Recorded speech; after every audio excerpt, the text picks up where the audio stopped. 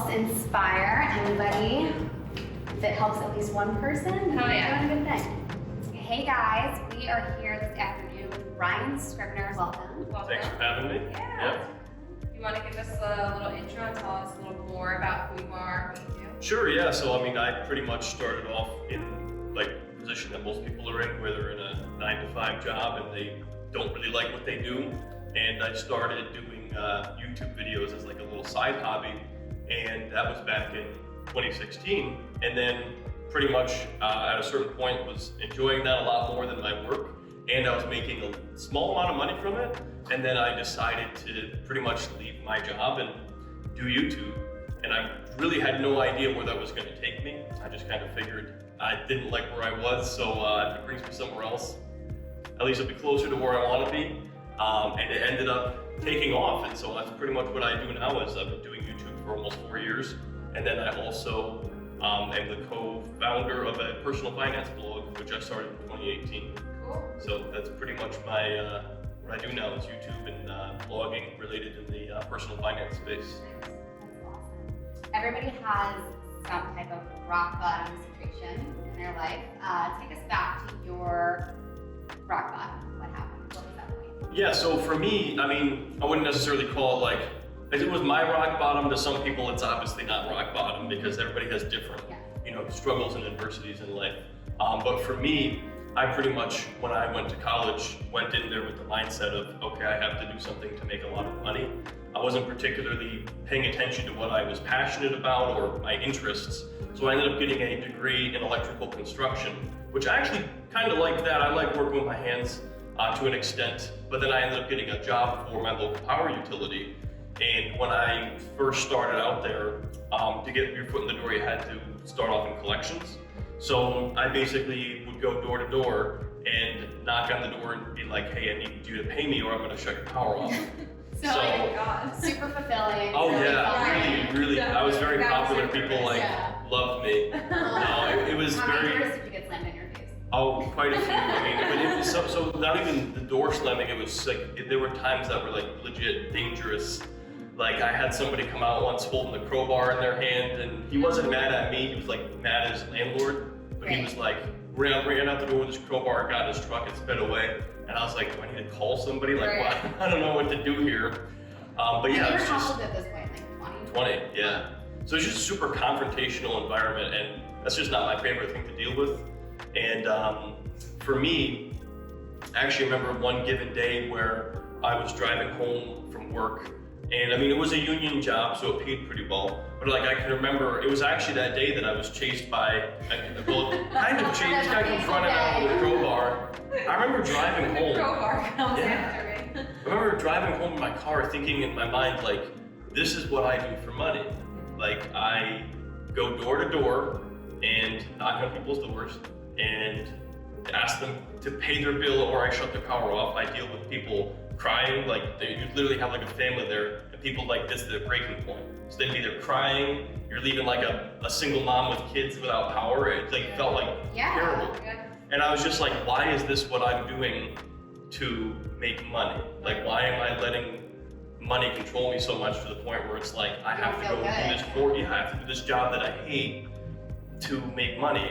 And it took me a while, like that wasn't the turning point where I started my channel or anything like that, but that was just like a pivotal moment for me where I was like, there's gotta be a better way to make money than, shutting people's power off and doing something that's so unfulfilling. So I ended up continuing working for that company. After that summer, I got a job as a utility planner. So that was better because I wasn't dealing with people chasing me and all that, but it was worse in the sense that it was not very busy. So I pretty much had a lot of downtime, and it was kind of one of those jobs where, you work your 8 hours, but you kind of have to look busy and, oh my gosh. Been there. awful. Yeah. Weird, I have no idea what he's talking about. And that is just for me, like, I used to call Ange. I had to get my calls up.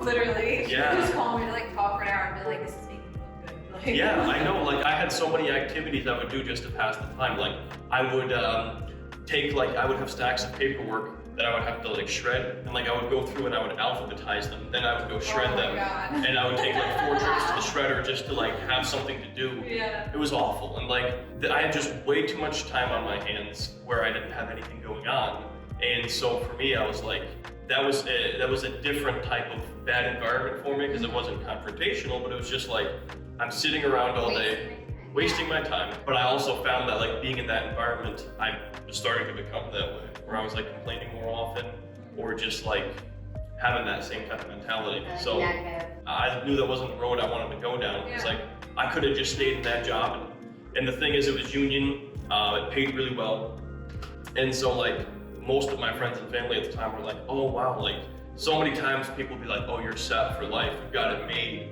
And it's like, okay, on paper, I guess I do in terms of, you know, money, but in terms of like fulfillment and all of those other areas, no, I don't. Like this is such a horrible environment for me. So I think the main thing for me was just, you know, realizing that like I was so controlled by money at that time. Like I was literally going to people's doors and doing that, and then I was working in this environment that really wasn't good for me just to make money.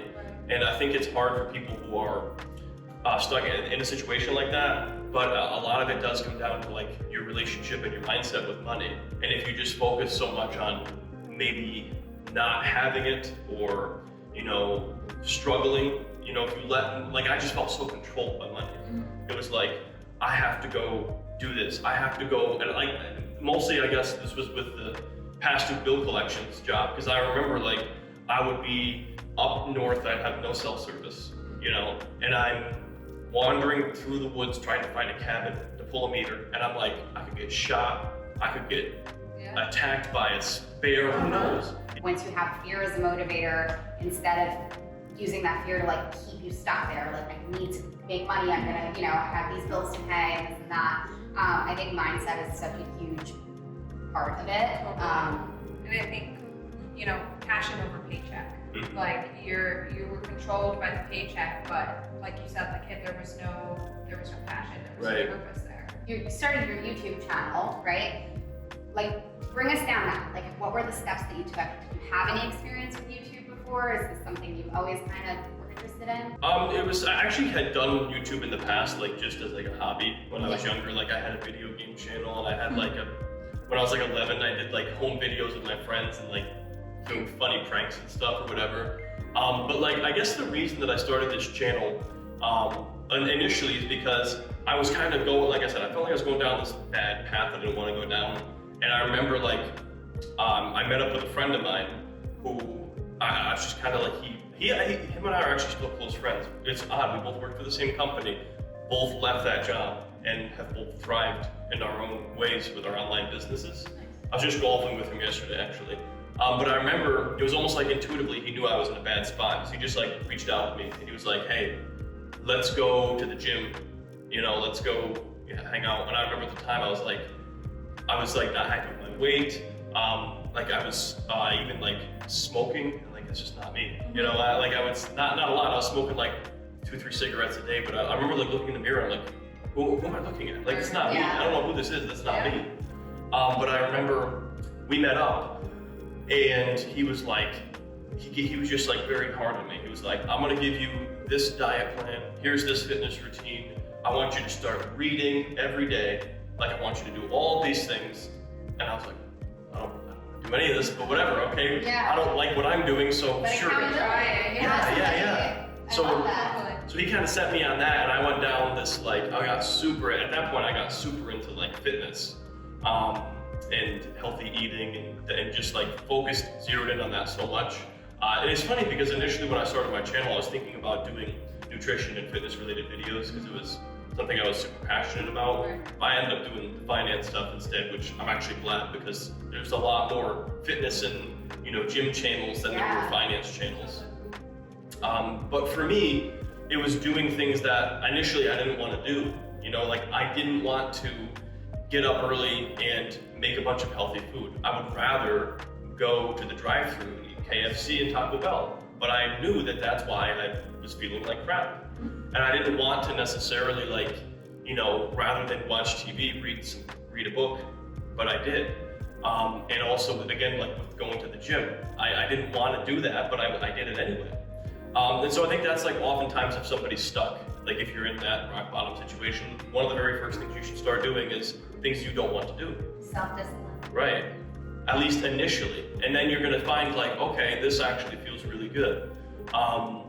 And so I think that for me, one of the pivotal things for me too was the book he gave me to read or told me to read was Rich Dad, Poor Dad, which is like the book that gets everybody going, it gets everyone fired up. We have your story, we know where you're at now. What was the best like advice you received? There's been so many, I feel like what has happened with me in business in the last 4 years is I get to a certain level and then I plateau. And then I will have some piece of information that gets me to the next level. Not even just in business, in my life, in health, relationships, happiness, you get to a certain level, kind of plateau, and you'll get this new information or this new strategy or whatever, and it takes you to the next level. Lately, I've been focused way more on like having a well-rounded life, being more present, not so focused on money, because I do see a lot of people that, you know, once you do begin making money, that's a very good feeling that it makes you feel in your body, you feel good. But oftentimes you can get addicted to that feeling to where you just begin making money for the sake of making money to have that good feeling. And you have to, it's like a drug like anything else. It's like, okay, let's say 1 month you make 10,000, then you're like, well, maybe I can make 15 the next, and then 20. And that becomes your new normal. And even if that's more money than you even could possibly spend or whatever, you still want to make more because that's your metric of success. So I've been trying to focus on other metrics of success that aren't tied to, you know, how much money have I made. And I think in my life, I tend to be somebody who's very, I guess, number oriented. So like I would typically only feel like I was progressing in life if I was gaining X amount of muscle, losing X amount of weight, increasing, you know, my revenue, etc. So to shift my focus now more towards like, hey, spending more time with friends, going on road trips, doing stuff like that. It's a weird shift because it's not something you can like, it's not tangible. It's not like a number that you can track. It was funny what I would do. We actually were entitled to a morning break at my job. Nobody really took it, but I would take it and I would go out to my car and I had it all timed out. I would drive somewhere that was like literally right around the corner, and I knew that from the time I left, it was a 15-minute break. From the time I left and got there, it was like 2 minutes, which left me like 2 minutes there, 2 minutes back, left me with like 11 minutes. So I would literally every day at work, take my morning break, drive around the corner, read 4 pages of this book. And I literally just did that. And I read some at home too, but I remember it was, for me to like mentally, I think of that as like the movie Shawshank Redemption, where he just chips away with that little rock hammer and tunnels his way out of prison. To me, like that little 4 pages a day was just like that little rock hammer for me, just chipping away, learning new things and just getting motivated. So yeah, that was really what got me going. And everyone at my job was like, what are you doing? You know, like, what are you doing out there? And I'd be like, oh, I just, you know, go take a ride. But yeah, it's like, that's the thing, when you start doing things like that, you are gonna stick out. And especially if you're in an environment like I was, like, conformity is what people expect. And when you start, like, all of a sudden I went from going out with people and going to the diner and eating crappy food to bringing in my own lunches and bringing in healthy food and like smoothies and like, you know, at one point I was drinking like this, I went way too into the fitness stuff. I went crazy with it. Yeah, and I was drinking like this spinach, sweet potato type shake thing, and like I remember people would look at me, they're like, "What are you drinking?" You know? Yeah.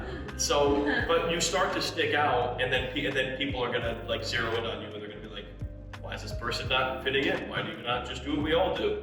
But that's often it means you're on the right track usually when you're getting that kind of feedback from people, and even they're gonna make fun of you, they're gonna tease you, you know. So they make fun of me for my frugality and for things I would eat, but that generally actually does mean like you're on the right track.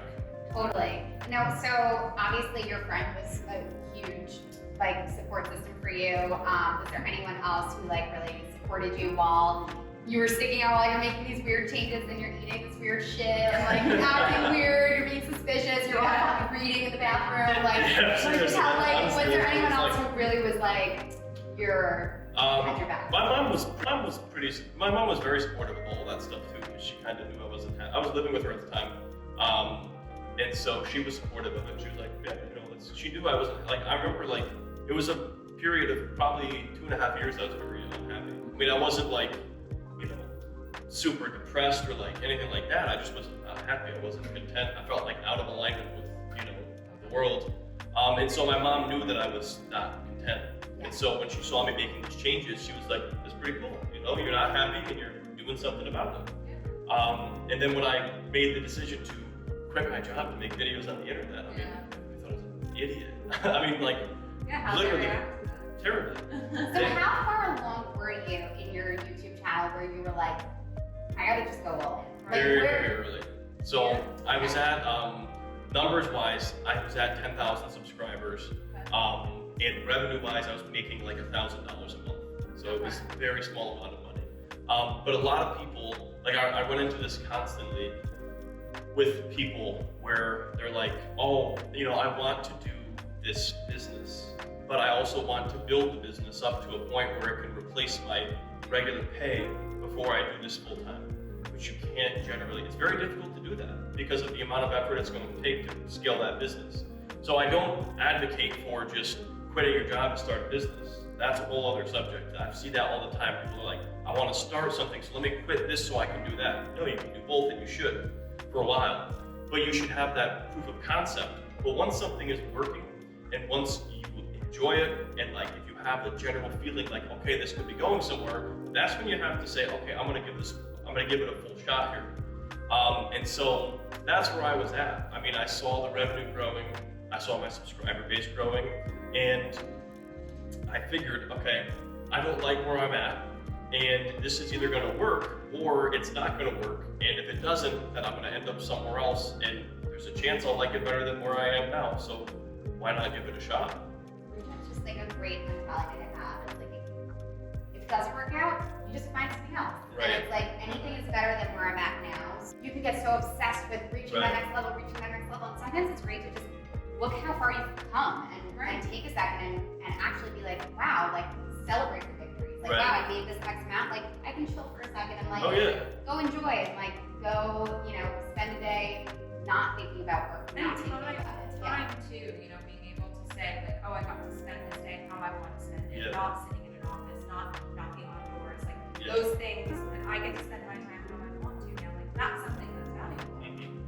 And it's funny because I remember at the time, like I actually was kind of knew this would happen, but I remember having this conversation with my mom because I knew I had to be so obsessed with this channel that it was going to become my life. And I knew I would have to get rid of basically everything else. So at the time when I was building the channel, I literally just had my job.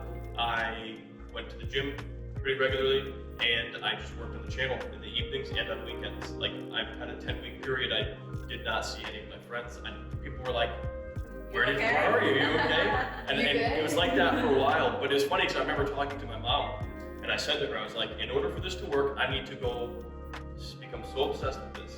But I said, but I'm going to need you to pull me out at some point and let me know when it's like, okay, come back to earth and come back to reality. And I feel like that's been the last year for me is, okay, so I've grown this business, it's mostly passive.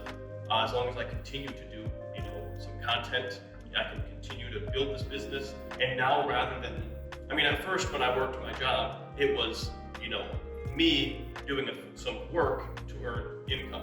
Then when I started the channel, it was content I was creating, making income instead. Now it is, for the most part, other than my channel on the blog, it's a system of people and resources making content that derives revenue. So it went from like me being completely the way I made money to me making something that makes me money to other people making something that makes me money.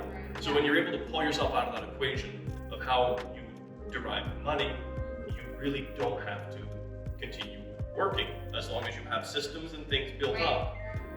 And so that's where I'm at with the blog. And obviously I still do my YouTube videos until I can figure out how to clone myself. It's so interesting because you're so young, and so it's like there's obviously going to be a next chapter for you. Right, yeah. And so now it's just like, now you can really figure out, take this time and figure out like what else makes you feel that. Oh yeah, that's like where I'm at in life. And it's funny, I have a couple of friends that I've made who are, I I mean, in a way, I guess I am financially independent because I'm not like, I couldn't retire. Even that word is kind of weird to me because if I retired, I would still have these things that are just making me money. But like, I don't have to like worry about, you know, unless I were to extravagantly increase my spending, I really don't have to worry about like money. Like I could probably take 6 months off and just do something if I wanted to. And so it's kind of like, I have a couple friends where we talk about this. It's like, okay, so what is there to life other than just building businesses and making money? You know, and it's trying to find other things in life that give you that feeling of like, okay, you know, accomplishment and happiness. Well, when you don't know what to do for yourself, do something for somebody else, and that's what you're doing right now. Is like helping whoever needs to hear this right now.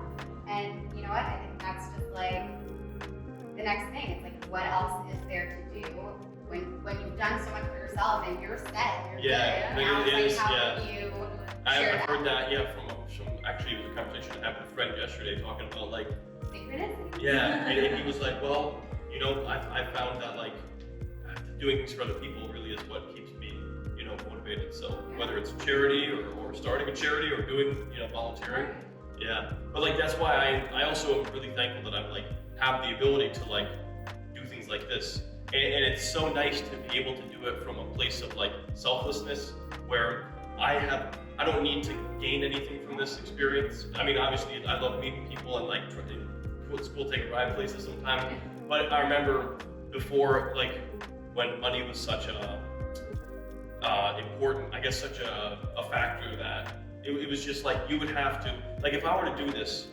you know, in the past, it would have been like, okay, I have to take time off, and then I have to come do this. And okay, should I take time off to do this? Like I would have to. You have to weigh your options. Weigh my options, and it would have to like make sense. Like, what am I going to gain from this situation? You know, and that was kind of the way that I would have to go. That's the way most people operate, is they kind of have to. When you're not in that position where I have nothing that I need to gain from this, it's just cool that you kind of operate at that level of selflessness, and you're just like, that sounds cool, and you don't have any motive.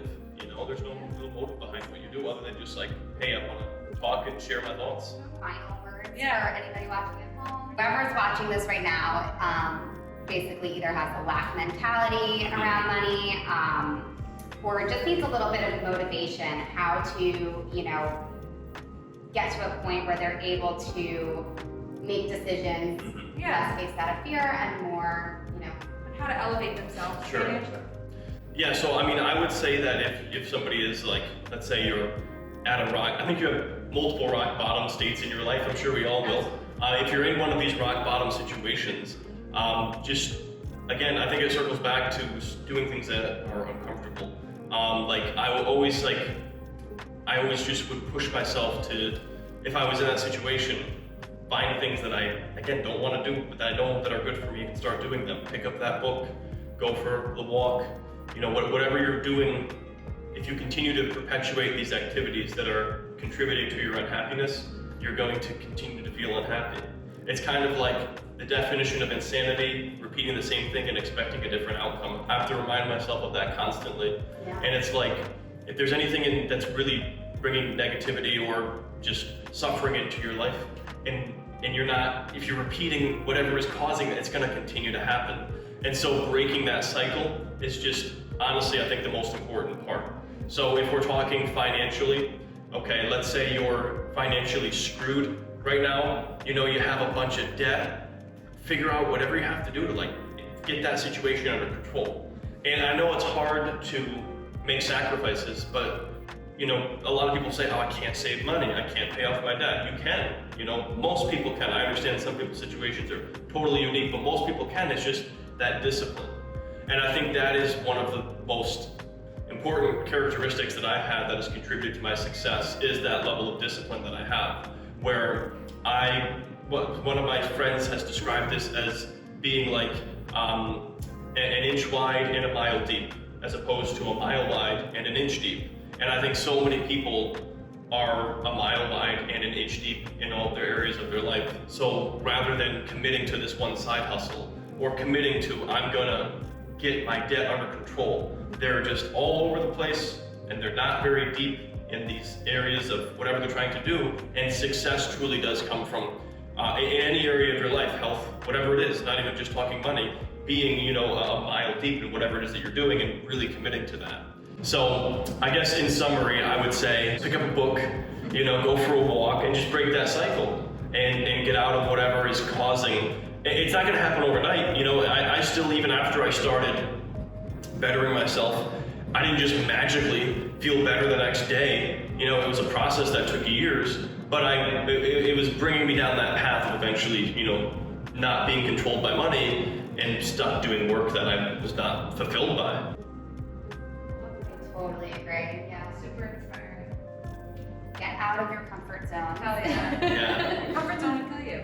It really will, and that's something that's what I circle back to when I'm starting to feel like bored or like complacent in life, is like, I need to get out of my comfort zone. For anyone looking to elevate themselves financially, Ryan Scribner, ladies and gentlemen. He's got it. Yeah, he's your man. Tag someone in the comments below who you think would really benefit from watching this. Yeah.